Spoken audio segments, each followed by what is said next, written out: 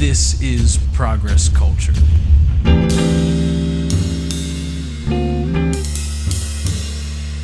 Progress Culture is a weekly happening where master drummer Paul F. Murphy and I share live improvised music and impromptu conversations with people from various fields and expertises about community, value, art, science, freedom, and progress for all. We are excited to share it all with you, so have a listen and see what's going on this week on Progress Culture. Now, let's get into the show. But first, let's hear some music! This week, we have part 2 from the session with Sonic Spirits poet Jere Carroll Murphy and Jordan R&D's and Southern Maryland Loves You's Donna Jordan. We hope you enjoy the With the Muse conclusion. And now, the music. The White House is rockin', city shelters are shocking, the dreams out of daylight if you live in the city tonight. There is a human law, there is a clock, there stands a wall on the door, you may knock. No human condition need hunger. All take a breath and there pause, like coming up from down under a humane clause. What we give, we shall recover.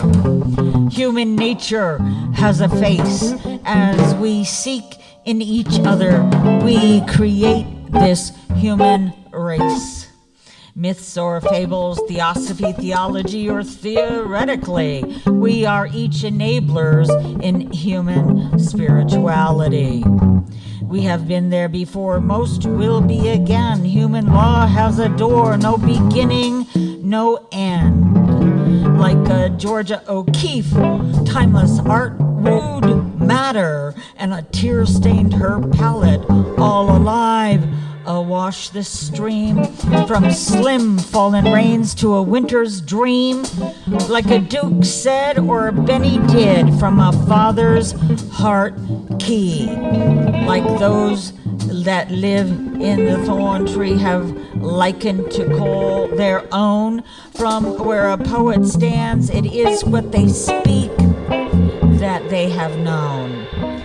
As Yeats pursued in testament, as Henry was known to have said of his parliament, from a Sister Kenny to a Maud gone, take care your thoughts, your emotions, your desires. Take care as you send them journey their way, as they fill the very nature of matter along this path they lay. And happen upon by any other, any time, any plane, your own projections, you might find another day. I would ask the blind man, what is it you see? I would ask the man who does not hear, for him what sounds there be. I would ask the one who does not speak in all he says to me, and I would ask the child who will not walk, where travel thee? I would ask from all of us, what man is not free? Who does not pull this trigger? Who is not this grave digger? Whose energy is not a circuit breaker? Whose keys not a cell keeper? Who amongst us does not think? What paper is not stained with this ink? Whose time amongst us is less? Whose life is not blessed? What season knows death? What man has no mother? And who is not our brother? What ask for us? What seek for thee? That any less for one is more for thee? Who would say they are not of this nature, if even the blind may see? Who could confine her? Who would turn the key? Who would not let the crippled walk? What man would we silence if he may talk? Who amongst us would take from another if each condemned to be his mother. Who amongst us has license not to care? From thought, who dared? From pain, who is spared? Where is this empty space? Who is the man who may hide his face?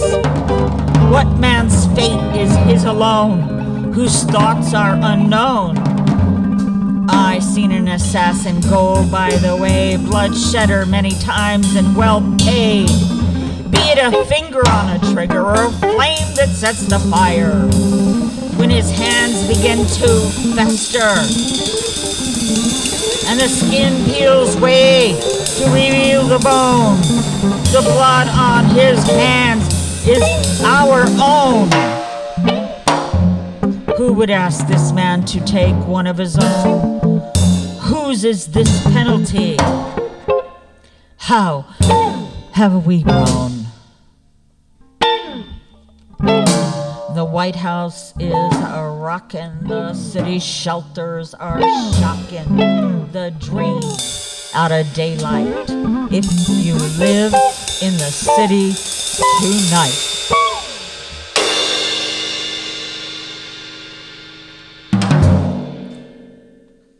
Can I say something? Yes. What you all played today, energetically, was just different. Then I what don't know you if Jerry been here, but it just felt different. Yeah, it's, you know, All it's right. whatever you need to put into the stew. And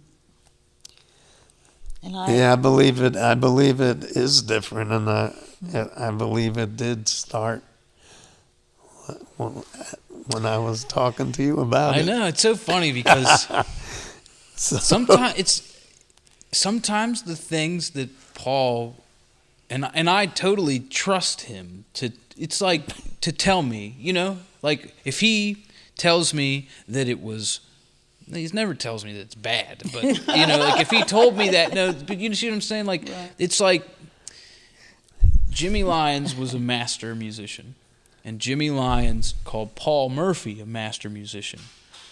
Only a master can say that you're a master.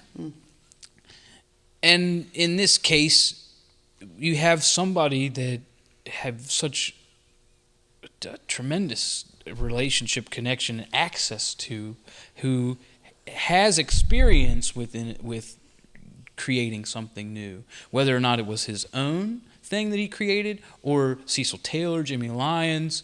I mean, all the people, Rashid Ali, Coltrane, Miles, all these people that you've spent time around with, sort of inform not only your own ability, but your ability to identify that which comes from that space, so that which is new, breakthrough, whatever. Mm-hmm. So when he tells me that it's a breakthrough, I believe him. Oftentimes what happens, though, is I didn't know. It's so crazy because he'll come back and be like, it was very significant what happened today. And I'll be like, I thought I was just doing the same stuff I was always doing. I'm still hanging on for dear life. You know? So what is it? What, you know, like the difference, can it be described for you? I don't know. I think I often put too much emphasis on being able to describe things, but I just want to know, like, what the hell was different? How come I did it today and last week and didn't know it? Don't make me say it. I'm going to say it. Don't say it. Say it. I managed the Ballet Center for 12 years, and I danced on stage and took classes. Don't forget about your microphone. Oh, and and took classes with my daughter. Oh, so beautiful. Oh my God, it was incredible. And then I was on the stage with all the students, 150 little girls, right? All prima ballerinas, and at the Lisner and for recitals, and it was to have the basic footprint of ballet and to use that with other music is eye-opening. Yes. Don't have to study jazz. to dance to jazz. Mm-hmm. So that energy The energy, yes. relates to the physical, Mm-hmm. the spiritual, Mm-hmm. and the musical. And you don't have much of a problem dancing to what we play. You know I love it. Anything. She dances in the kitchen. Yeah. Right. See her. Awesome. Yep. Or in the doorway. That's great. That's great. We know it's good. So where we practice, Paul's drums are in the bedroom. Bedroom. And Oh. the Little Rock Cottage, you come in the door and you can go straight towards the sort of dining and kitchen area, or you can take a right and go up the stairs, and right at the top of the stairs is the doorway to the bedroom where the drums are. And I always know that it must be really happening when I see out of the Talk corner about of my energy. eye or feel that Jerry is sitting on the stairs just outside the door. That's a sense because his back is to me when I'm in the hall. Mm-hmm. Paul can see me if he Somewhat. sometimes and somewhat, yeah. But it doesn't matter. If you see me or not, it still moves No, me. as long as you're moving. Yeah. Yeah. And it sustains me through their session. So if that's 30 minutes, I'm dancing. Oh. But Oh, there's a but. well, there's no but really outside of I feel like the question still remains, like, how come I didn't know? What is it that's different about is it just yes. I'm going to have to Yes. say it. Yeah, we didn't say it. It's a feeling. I know if you hear that word one more time, because the most beautiful thing You are a teacher. Yes. So it's more than just a feeling. well, Yeah. the feeling like that's language to me. Yes. So when I keep Right. saying it's a feeling, that's just it's very hard for me to articulate. I think. I But understand. you know what was also beautiful when I came in earlier and you were playing your guitar and Brian was on the bongos. I was like, All right. oh my God, Yes. I almost cried. It's like, I never thought I would see my husband doing something Yeah. in that art. Not that he's not artistic. We know he's a genius. We know that. But Certainly is. artistic things, I don't see as much. So to see that Amen. y'all were in that same space, and I was doing, Well, and part of that is I keep telling him, because he'll ask a question about something more specific related to the drumming, the technical, or am I supposed to do this, or how do I play this beat? And I say, I can show you those things, but really what's helping him to begin to interact with what I'm playing, even if it's really consistent, repetitive, isn't telling him what to do, is giving him the feeling. Right. And when I don't sit there and try, well, man, Brian, you're supposed. No, it's not that. It's I will provide you with a foundation that will allow you to feel what it feels like to make good music. that's right. Or correct. And what music. did Can we you just bring ask him me out? the other day? What did you just ask me yesterday? What did I ask you? You asked me. So many things. You probably. asked me, oh, you know what, man? When we go down to TechPort, I'm going to turn from now on and get closer to you, because in here, in the Little Rock Cottage, I can hear all of the intonations that Yeah. you're using. Whereas at TechPort, I need to be a little closer to hear that. Well,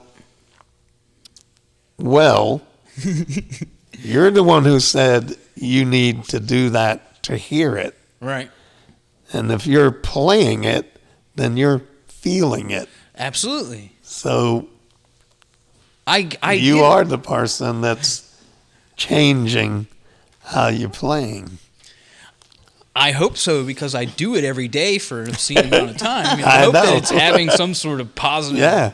progressive effect. No, But that's and this sort of prodding for an explanation more than feeling is is really just a product of me being deeply entrenched in scientific materialism. Brian Jordan, come on out.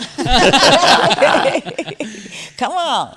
Let's get you on the camera. Should we swap places? You don't even have, can he just balance it and come on out and say hello? So at least everyone knows who we're talking about. Here, have a microphone. I'll sit next to Donna. How about that? Yeah. All right. You gonna All bring a right. little stool? Isn't come Oh, say. nice. Yes. Oh, nice. Let me take this picture.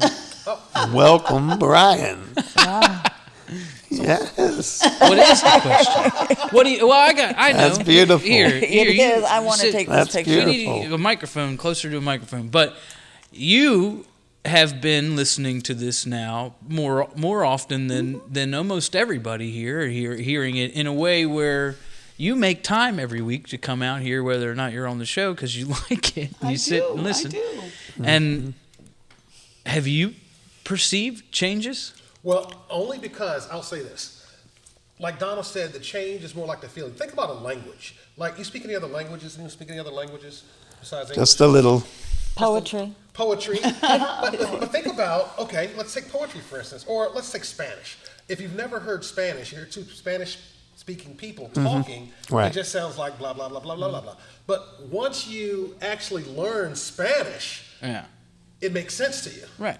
And Oh, yes. you can, pick out the detail of what they're saying and whatnot. Same with poetry. Like, when I first heard poetry, not your poetry, but in general, when I heard poetry, I just thought they were just talking weird words. But when you listen and understand it, you see the beauty in it. So Yes. the same thing with music. When you hear something new for the first time, it's just new. It doesn't register as anything. But once you comprehend it and understand it, it makes more sense. Does that make sense? Absolutely. That's I think is agree. the same analogy I was using earlier about this concept and style and languages. And when you hear a new language, Yeah. just because you don't understand it doesn't mean they're speaking gibberish. It Right. means you need to take time to familiarize yourself with they're putting down, what's being laid out. Well, we lived in Puerto Rico for a little time, but when we first got there, it was just blah, blah, blah, blah, blah, blah. But toward the end, it was like, oh, she's looking for the nearest bus station. And this guy is just talking because he's crazy. But I could actually To understand himself. that. He's talking to himself. But we assimilate. Yes. And it's based on feeling. Because you can be standing there and two people conversing and you have a pretty good idea about what they're talking about if you're feeling it. Right. Music is like that. Well, I had a conversation with a guy in Italy once for probably an hour, sitting outside of a cafe at a little table, and neither one of us had any idea what we were talking about. But we definitely were laughing. And I was like, I need that. My friend was making a phone call, and I was like, where's this guy? I don't know what's going on. But we definitely sat there and talked for an hour. All right. When I first heard Paul play, it was... You're leaving Thank you, us? Brian. Yes. I was on the camera. She might call you back again. Be prepared. All the fourth walls. We knew it was coming. Well, You're a great couple. Oh, thank you. Beautiful. so she called you out here when I talked about scientific materialism. Right. And the sort of, I guess, the inability to describe feelings. I've been trying to. I've been saying this, and I don't know if I'm succeeding or not. But I've been trying to. I had to become more intellectual as far as the processing of things. Right when we started doing all these programming things, because I had to get up and talk, and I had to be able to talk about. Not specifically what we were doing, but speak about it in a way where it was very much in the forefront of my mind that the dominating mindset is scientific materialism, which is fine. But how do you speak to somebody about these things when they're looking for that kind of explanation?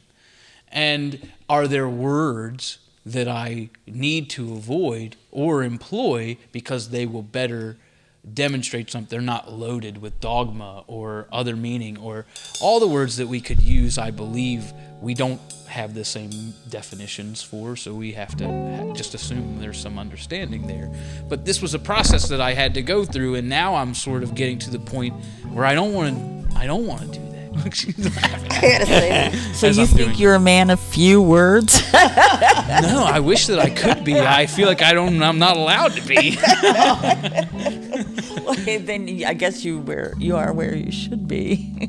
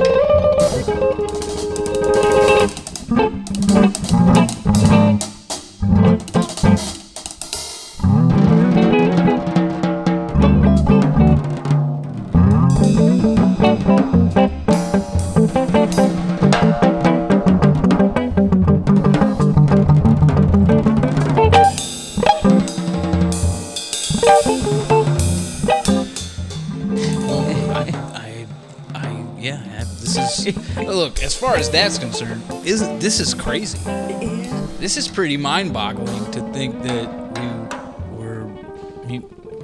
let's play music, and this is the apparatus that has been built around that. That's crazy to me that we're in an airplane hangar talking to chemists and engineers and aviators. Gotta say thank you to St. Mary's in Southern Maryland. Loves and you. And Tommy Luganville. And Tommy. Yeah. Tommy Yeah. Luganville, Yeah. Matt Hayes. It's amazing. Everyone, it was like a magnet to this one place. And then they found each other, and then other things began. Matt has been here, and he's been listening to the music all this time. True. Matt heard the music with Larry and stuff. Matt Right. came to the Yes. first concert that we did at the Naval Air Museum Oh. and said, "Hey, this is pretty cool," and came back to more, and then we ended up here, and he's here every week checking it out too. So Yeah, he also invented something that's Yeah. very, very helpful to all of the public, whether That's it be in this country or outside of this country. That's right. yeah, whether it be in a pandemic or not in a pandemic. That's All right. right. So Rachel LeBlanc said it so concisely that it's a heat sanitizer for PPE. Yeah. It's I don't really actually know what the words we're allowed to use to describe it are. A bioburden reduction unit. Oh, So the heat will deactivate. And it was so amazing viruses. that there were so many people that gave their time and their labor and materials to help make this and to be able to serve the public during. Right. And all that goes into, I mean, for me, and every single drop of that goes into the music. There's no way it couldn't, right? You know, Right. I'm sure it's caused some changes itself. Just being here and playing in the space, let alone with the kinds of people that are here and the kinds of input that they have. can I get deep for a second? For more than a second, please. I feel that there's not any coincidences. Right.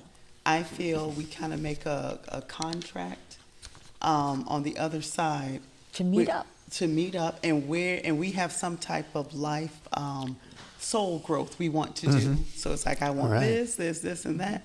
And then, serendipity. You know, you just fall and say, wow, it seems like I've known you forever. And Dominic comes Right. around, and I'm a dancer. I love music.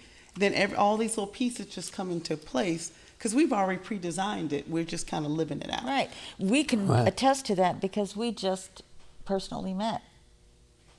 Yep. That's true. I forgot. That's today. Maybe an hour and a Yes. half ago. We've been talking about you guys should meet for months and months. And Yeah. I'm like, tax season, we'll meet after the 17th. But Who knows?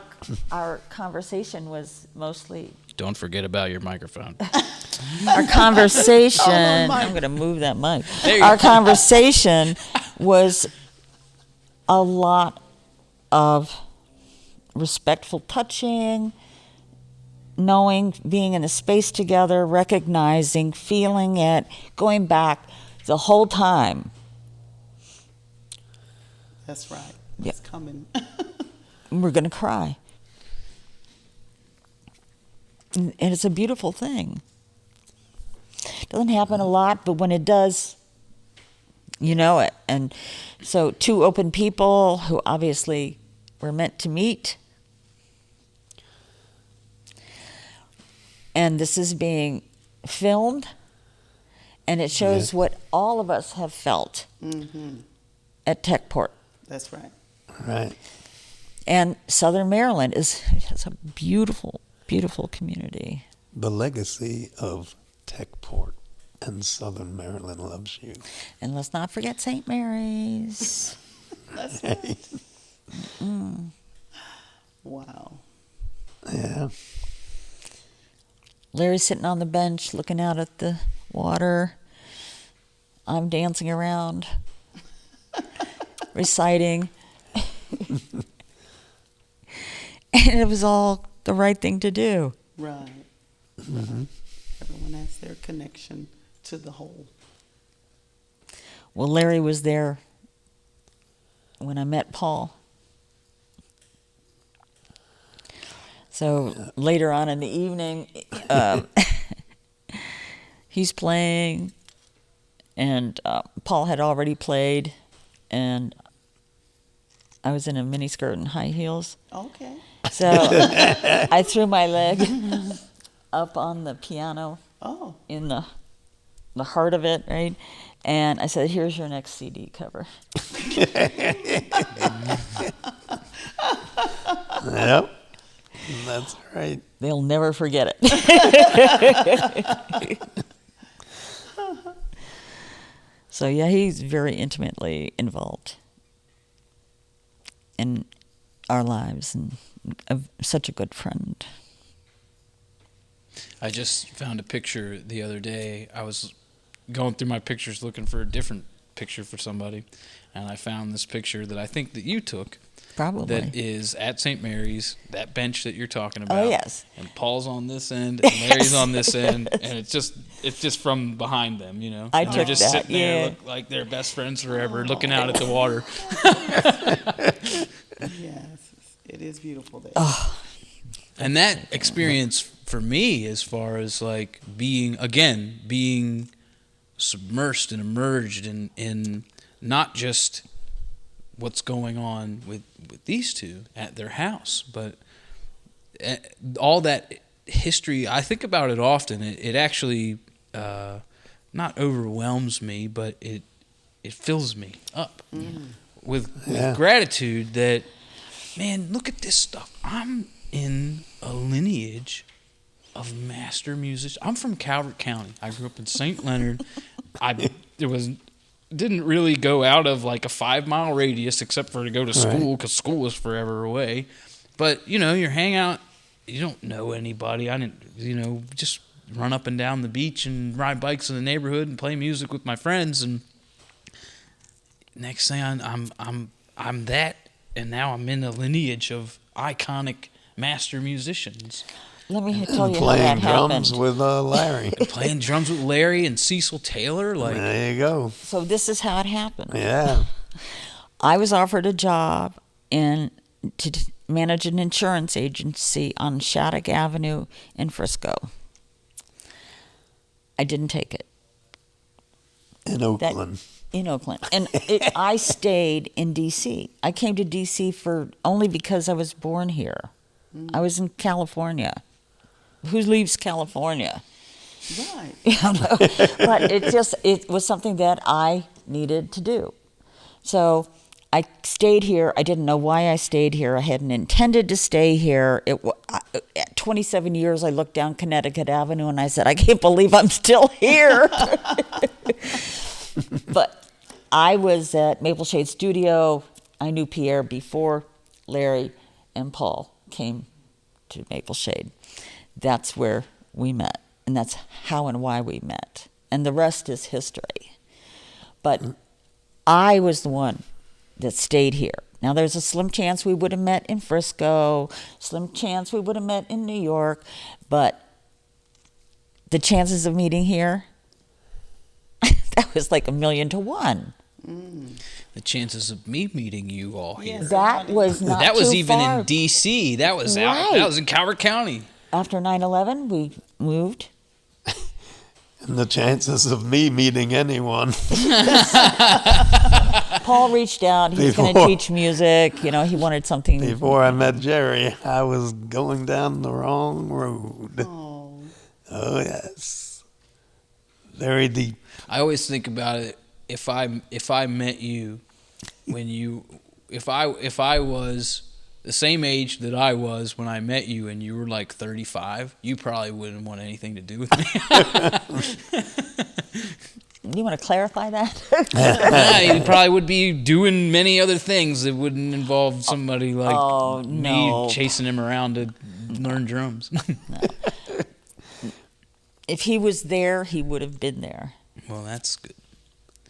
It was crazy that he was. I mean, Nobody Yep, could believe that it, was. least of all you. And it's like, we were very low key about it. It's like, okay, Yep. you know?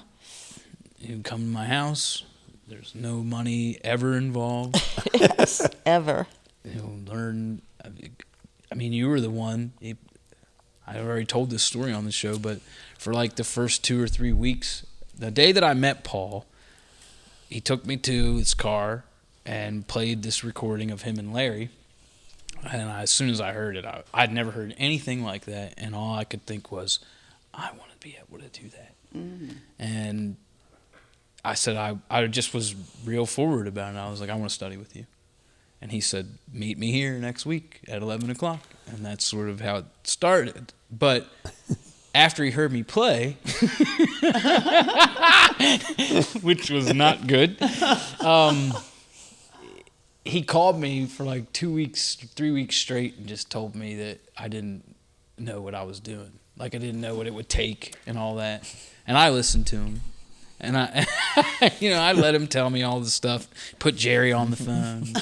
You have no idea the prayer, the devotion, and I listened to it for a couple weeks, and I finally said, "Look, I don't know, but I want to do this, and I'm gonna do it, and I don't know how to do it, and it would be great if you would help me." And we could not separate our impact on him. If he was coming in, he was coming all in. Yeah. So I got all of it, which I think was, when I think about, I was at Berkeley, and, the whole thing at Berkeley was how many different people you can study with from semester to semester. Oh, I'm going to take from this guy, and he's a Brazilian dude, and this guy over here does African stuff, and this guy is jazz, and this guy is rock and pop, and these people are fusion. I'm going to study with all these different people, and you show up for an hour once a week, and you get that information that they're presenting to you in some technical way or whatever, and that's what I was used to.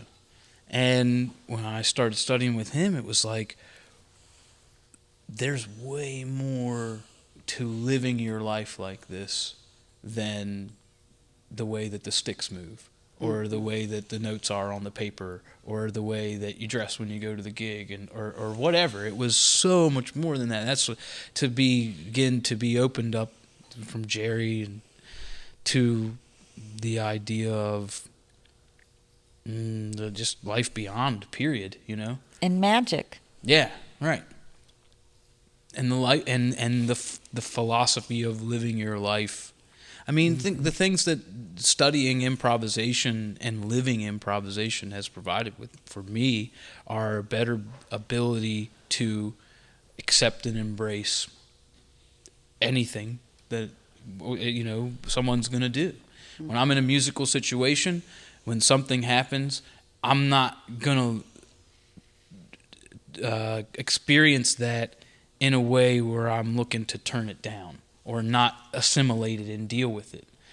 And so I try to assimilate everything that happens and make it, at least for me, sound like something, let's just call it positive.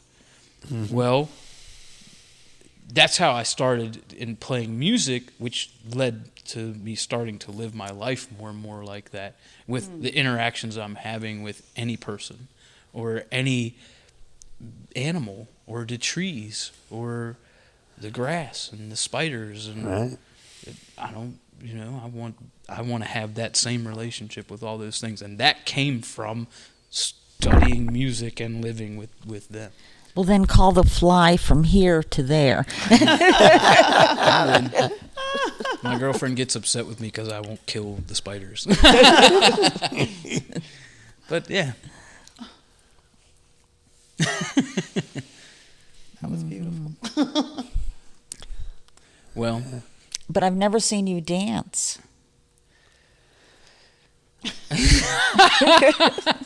I do like to dance, but I don't like to do it in front of people. In your room, dancing is still dancing. Yeah. Right. I dance when I get good food. Oh, yeah. That's it. I do. I dance. All when right.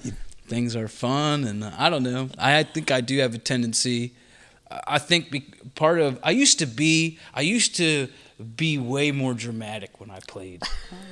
I was never really that exciting of a person outside of that. When I was in Nashville, I used to play every week and every weekend, Friday and Saturday night, at a club called Legends Corner. And Legends Corner was right on the corner of Broadway and whatever it was. It was like the top of this strip. And so it was a corner building. And on this side facing the street and this side facing the street was a big, huge window. And the drums were right in there. And so I could see all these people back here, and there was a boatload of people back here, clubs full, swinging my hair around, going crazy, playing the drums, playing on the windows, and people would come and gather around everywhere. And then they would try to hang out with me after the gig, thinking that I was like really exciting and cool. And I just be like, oh, all right, let's pack up my stuff. I got to get out of here and go practice, And I used to just be this spectacle of when I play. And now I feel like it really, it doesn't add anything to the music. It actually would take my focus off of it. So now I kind of just like am way more relaxed. And when I play guitar, I notice this when I watch these videos. I don't move my feet really, and I think I kind of dance in a similar way. It's not just bouncing around. So I don't know. And you don't look a thing like Mick Jagger. I'd probably have more gigs if I did. Well, anyway, I think that we could keep going. I think we're gonna cut this one up into 2 parts. Well, I guess everybody will figure that out when they see that this will be the end of part 2, and they would have already known it. Part 2. But it is an absolute pleasure to be able to have the experiences and learn the things that I get to learn with the Murphys. But it's also equally as fulfilling and uplifting and all those things to be here with you and Brian and Matt and Tommy and Yes. Everybody that comes through. It's been awesome. They say if you want to have something you've never had, do something you've never done. And this is something I've never done and never had, and now it's here and it's awesome. Right. That is awesome. So, thank you for contributing to it. Oh, Yes, pleasure. thank you. Well, I like to say that one person can walk for 40 years the same 4 blocks and see something different every day. Another person will walk this 40 years of 4 blocks, excuse me, and see something different every day. They feed each other. Need some water over here. All right. Thank you guys very much for being here. Progress Culture, progressculture.org, sonic-spirits.com.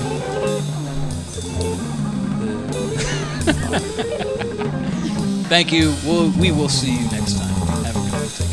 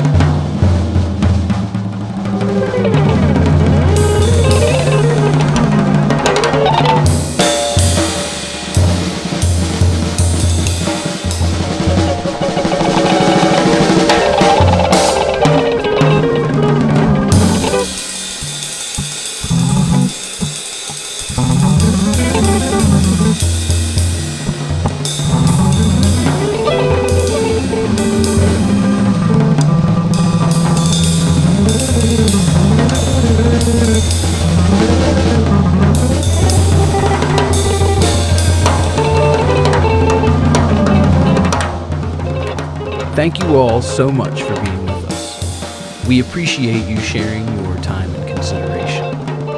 Please feel free to reach out to Sonic Spirits and Progress Culture at sonic-spirits.com and progressculture.org. You can also connect with us through our sponsors at techportsomd.org and somdlovesyou.org. We'd love to hear from you if you're working on something awesome, or you have ideas for future shows, or you just like to say hello. Thanks for joining us, and we hope to see you next time. Much love. I'll see you soon.